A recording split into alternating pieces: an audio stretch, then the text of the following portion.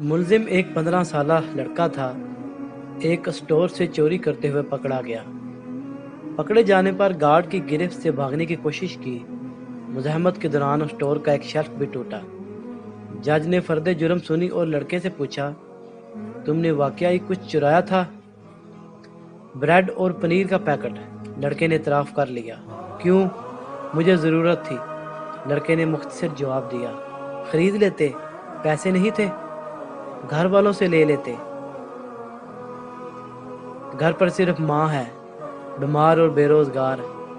Bread اور پنیر اسی کے لیے چرائی تھی۔ تم کچھ کام نہیں کرتے؟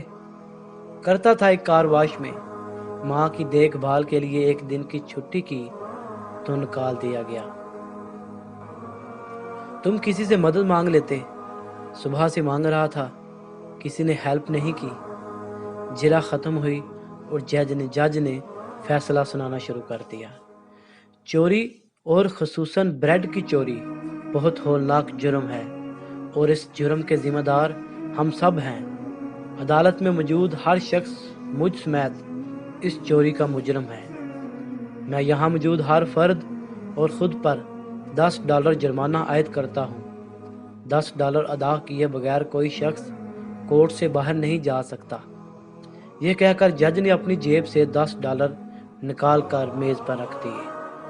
اس کے علاوہ میں اسٹور انتظامیہ پر $1000 جرمانہ کرتا ہوں کہ اس نے ایک بھوکے بچے سے غیر انسانی سلوک کرتے ہوئے اسے پولیس کے حوالہ کیا۔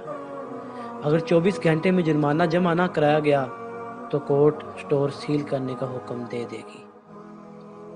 فیصلے کے آخری ریمارک یہ تھے، اسٹور انتظامیہ اور حاضرین پر جرمانے کی رقم لڑکے کو ادا کرتے ہوئے عدالت اس سے معافی طلب کرتی ہے۔ فیصلہ سننے کے بعد حاضرین تو اشکبار تھے ہی، اس لڑکے کی تو گویا ہچکیاں بند گئی تھیں اور وہ بار بار جج کو دیکھ رہا تھا۔ دوستو، معاشرے ایسے ہی ترقی نہیں کیا کرتے، لوگوں کو انصاف کے ساتھ ساتھ